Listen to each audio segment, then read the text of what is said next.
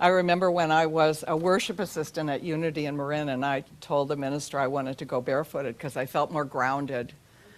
He was not impressed. Needless to say, I did not go barefoot. But there was one Sunday, now this is totally not on my talk, but it just came to me. There was one Sunday, and I'd been doing a lot of work for the church, and at the end of our service, we would do, the peace talk, but we had steps like this. So, some people would be up and some would be down, and so at the end of it, the husband of the associate minister came up to me and he said, "Honey, you need a vacation." He said, "Look at your feet." And I looked down, and I had one open-toed shoe on, and the other not open-toed. Now, women will understand this is not a good thing. Anyway, that was a total aside. That was about not standing, being present, okay? So today, what I want to focus on for this whole month, and this will be kind of the first month I'm actually speaking 4 out of 5 Sundays, which is going to be fun for me because I kind of get a rhythm going here with you all. But the focus is the focus is divine guidance. And I think it's really powerful for us to,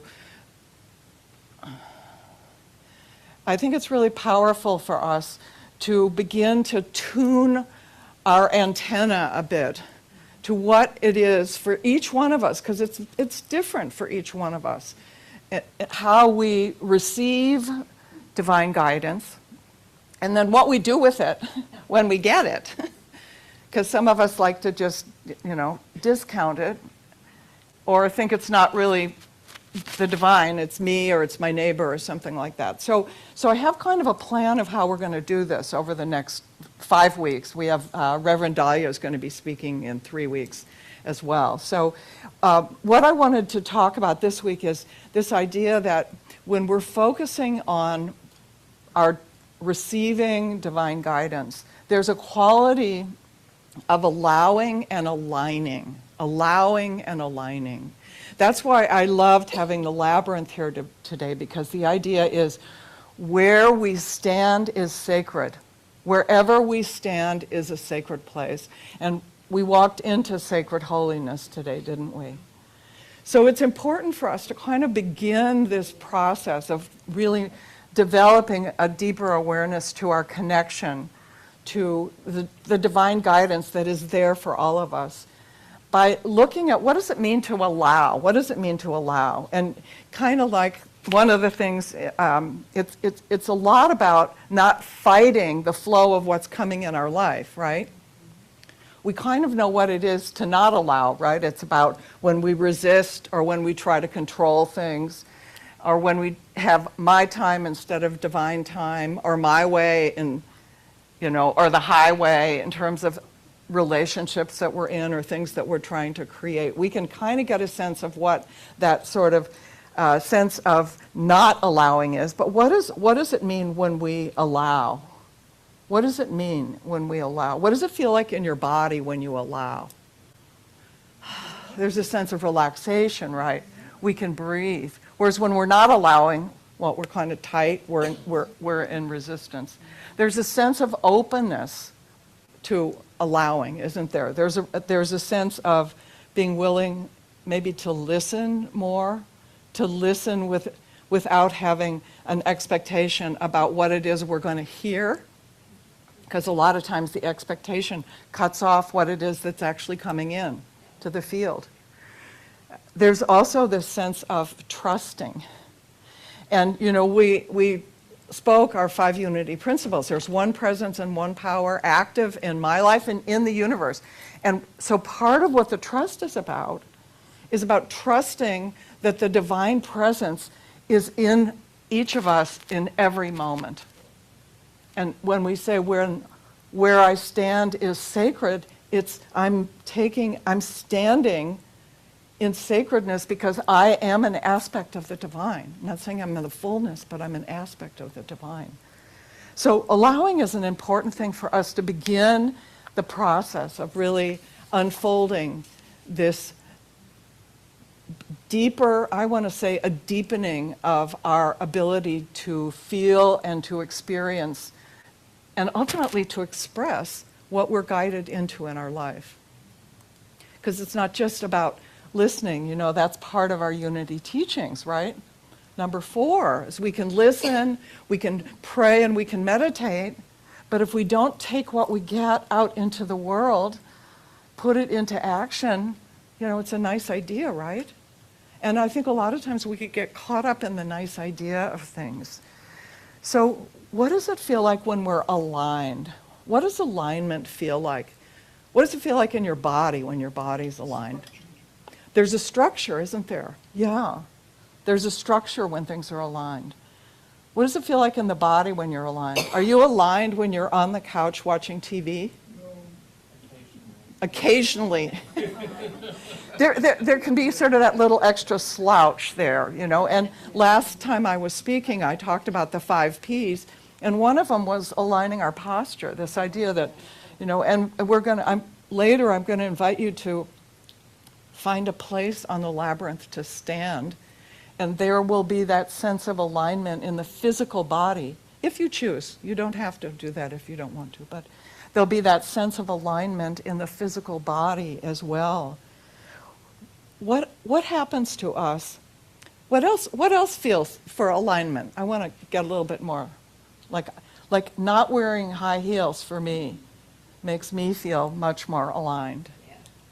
You know, I see people with those really things that are up here, and it's like, wow, big calf muscles going on, you know, because there's a balancing quality to being in alignment. So part of receiving divine guidance is our ability to feel in alignment in our body, in addition to know that we're in alignment with our spiritual nature.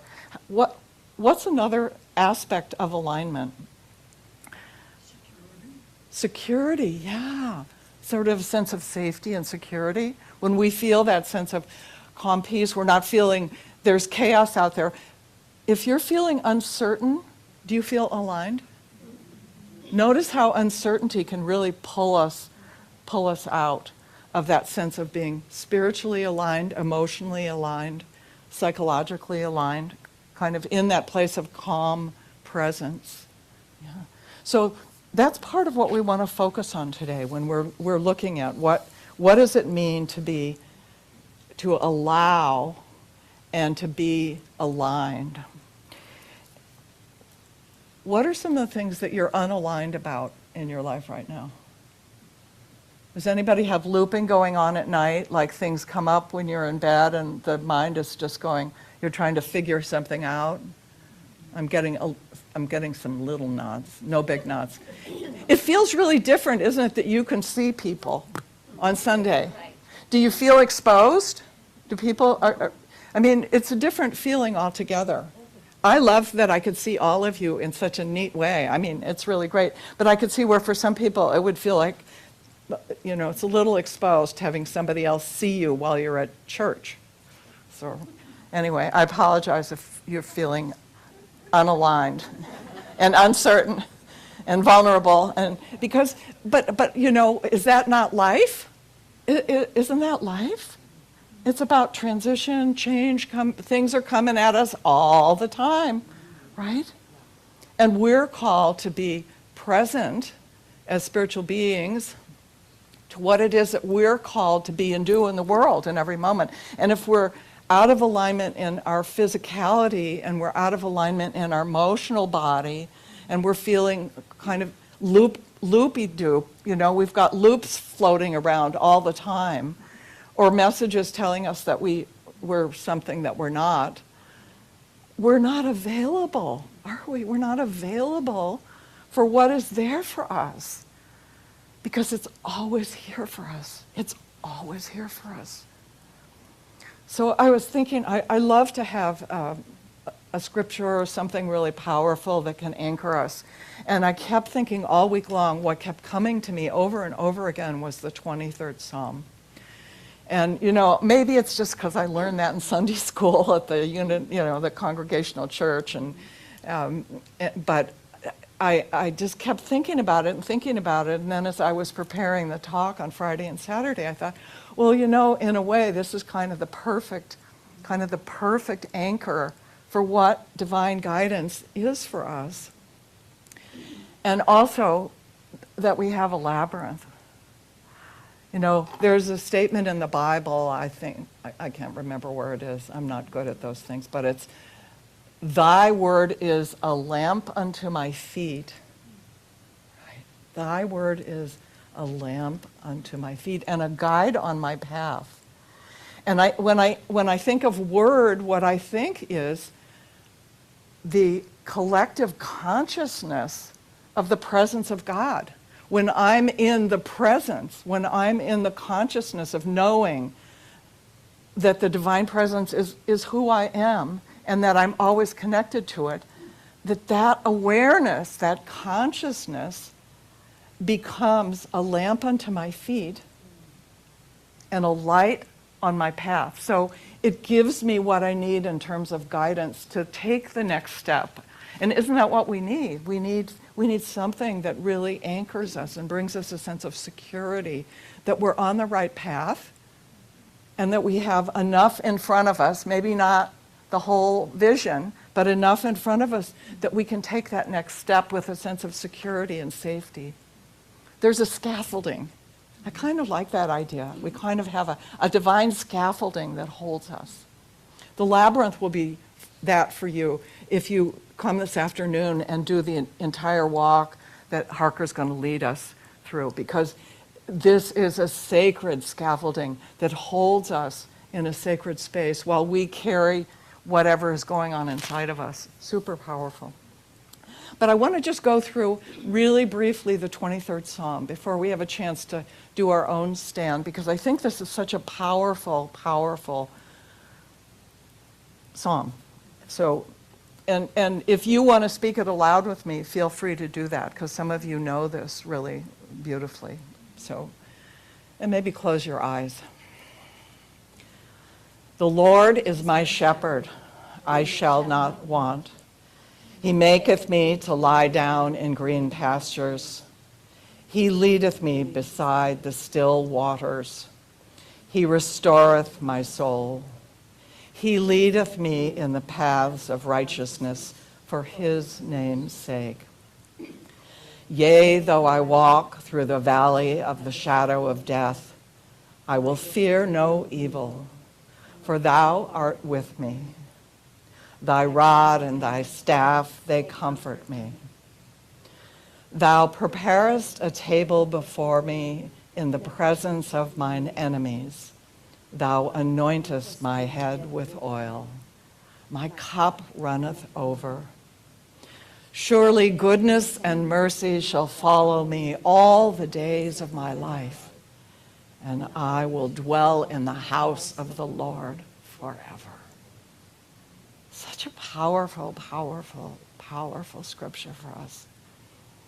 And when we think of guidance, this is such an incredible scripture to really hold the space for us in terms of how we are guided, how we can be guided in every moment in our life. You know, the Lord is my shepherd, I shall not want. This is telling us the presence and power of the divine within us has everything we ever will need and want. Consider the lilies of the field.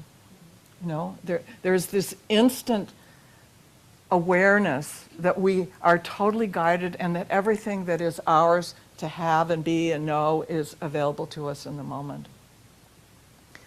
He maketh me to lie down in green pastures, leadeth me beside the still waters. Green pastures, those are those places where we are nourished. We're taken to places where we can be spiritually fed. We're taken to the still waters, to the place of quiet, the place of stillness, the place of peace. This is definitely something we need as we're activating and celebrating divine guidance that's coming to all of us. He restoreth my soul. There's this quality when we're able to allow ourselves to be in the presence, to be in that consciousness of our connection with the divine. When we can feel the nourishment and the stillness of those moments, that whatever may have been going on before, there's a quality of being literally restored. He restoreth my soul, bringing us back to ourself in a powerful, powerful way. He leadeth me on the paths of righteousness. So, such an interesting thing, because we don't use that word righteousness, do we? It's not. It sounds kind of sort of sanctimonious and kind of, I don't know, almost judgmental, like this is right and this is wrong. But there's a quality of inner knowing of that which is ours to do and to be in the world. And that's the way the Lord as my shepherd is leading each one of us into the right path, the right direction that's uniquely mine, that's uniquely yours. So powerful for us to be aware of. This next section, I think, is really confusing, and I feel like I could do a whole talk on each of these pieces. But yea, though I walk through the valley of the shadow of death. We're walking through the valley of the shadow of death pretty much all day long, don't you think? I mean, the shadow of death is like, death is up here and this is the shadow, right? Death is in front of us and the shadow's behind death, okay? So there's something out there that is fearful, right? And we're seeing the shadow of it. We're not seeing it. We're not in it. But so we live in that, don't we? We live in this place where, things are confusing. Things are scary. We're afraid. We don't really know what the next step is, right? But what does it say? We're not building our tent in the valley. We all know that. We're walking through all the time, which is part of what we get to do here on the Labyrinth. But even as we're walking, and even as we're dealing with our own inner fear and confusion and uncertainty, what do we know? The presence of the divine is with us. Thou art with me. The presence is always there. The presence is there. Where you stand is sacred. The presence is always there. Thy rod and thy staff, they comfort me. This idea that there is something that is there for me, that is a comfort to me, like you were saying, guys, this safety, the divine scaffolding, the sense that you're being held all the time, like a baby is held, like our mothers held us. That's part of what we're being invited into as we understand the power that is being given to us. Thou preparest a table before me in the presence of mine enemies. What could be your enemy? What would be an enemy? To me, it's just those thoughts that kind of sabotage what it is that I want to create in the world or who I really am. It's not really a person, is it? It never really is. Yeah, it's doubts, it's fears, yeah. What would I do without him? See, normally you're over there usually in this front, but it's great, my church in Berkeley, we always talked all the time. It was really fun. People get feedback, because this is not just me talking. This is something else that's happening here. So thou preparest this table, thou anointest my head with oil. What does it mean when you get anointed? Have you been anointed lately? You're blessed, totally blessed. Totally blessed. And this isn't just like a one-time, it's not like you just got dunked when you were a baby and you got baptized. There's this ongoing blessing. We're constantly being anointed, constantly being blessed, constant. And my cup runneth over. Wow, that's pretty exciting, isn't it? It's not like a half-filled cup where you have to go, oh, is it a half full or half empty? It's overflowing. So powerful. So powerful. Surely goodness and mercy shall follow me all the days of my life, and I will dwell in the house of the Lord forever. Well, goodness and mercy is following me. Why? because I'm so happy and I'm living in the presence and power of the divine all the time. Goodness and mercy they can't get enough. Really, so powerful. So, I love to check in with a few unity understanding of this too, because I think it's really important. Unity is based on Scripture, but it's all about the metaphysics of the Scripture. It's about your journey and my journey, And I love Emily Cady, and she said, do not look outside yourself for the guiding light. The sacred path is not somewhere else. The sacred path is not out there. It's right in here when we're feeling aligned and when we're allowing ourselves to be standing in the presence of the divine moment to moment. Charles Fillmore said, be still and know that I am God means to still the outer thought and let the inner consciousness express itself. To let that inner consciousness express itself.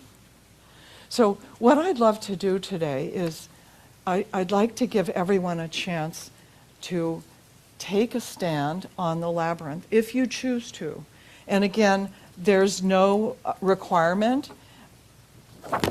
Harker made these beautiful finger labyrinths.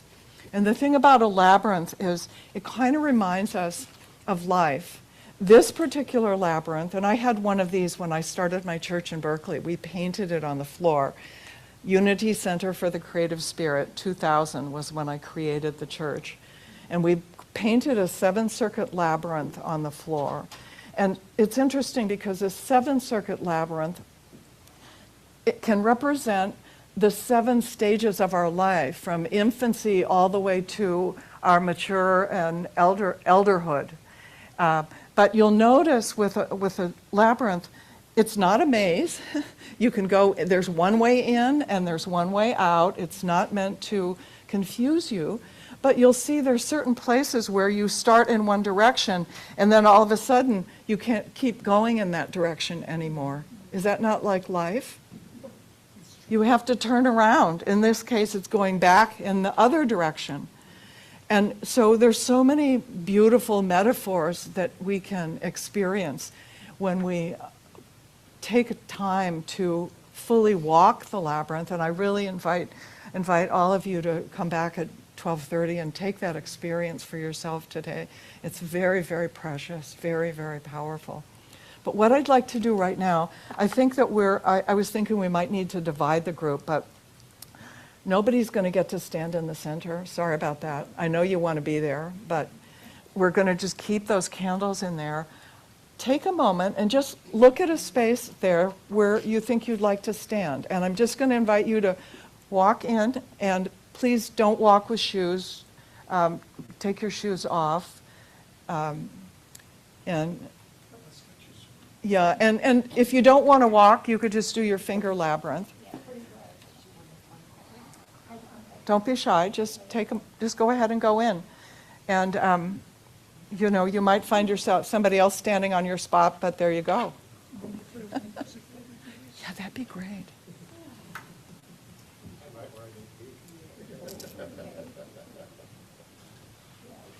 And you could face whichever direction you want, whatever feels like the right thing for you. I have a couple more people coming in. Just know, as you look at that labyrinth, look down and see there's really no right way to walk the labyrinth. Beautiful, beautiful. Yeah. Comes a couple more people. There's some space over in here too if you all want to go. Karen, are you good there? You're good. Okay, good. Yeah. So just know there's no right way. And just invite you to take a deep breath and feel your body. Feel your body. Feel your body. And notice where in your life you might be seeking guidance, looking maybe for clarity or for a sense of deeper peace, or simply trying to find the presence in your life, the presence that is you.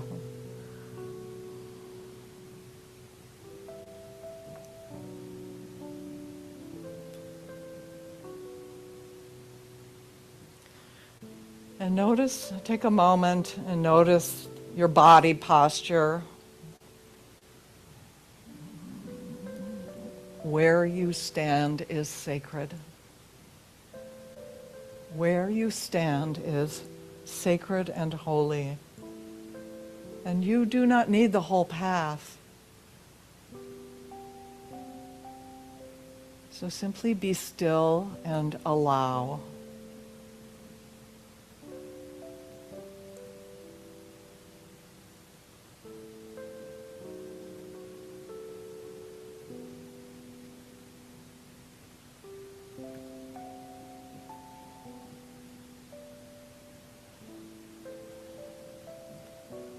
And offering gratitude for the collective guidance that is received from each one on this holy labyrinth today, those seated and those standing. Take a deep and a conscious breath, and as you're ready, open your eyes and settle your body, allowing and aligning with the presence and power of the divine. And gently, as you feel ready, you could slowly walk back to your chair.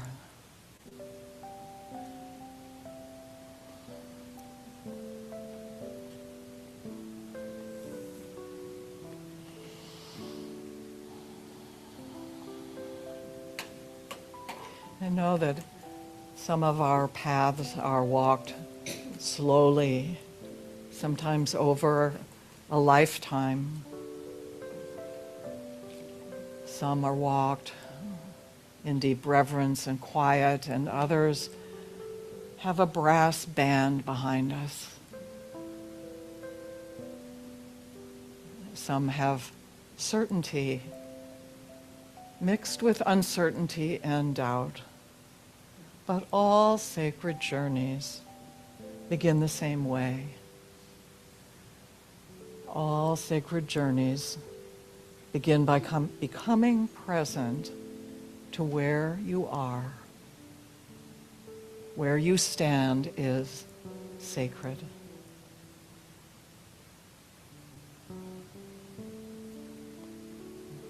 Gently, if you have your eyes closed, you could gently bring them back, bring yourself back to this time and to this place. And I think we have a nice piece of music, Jane. Music. Yeah.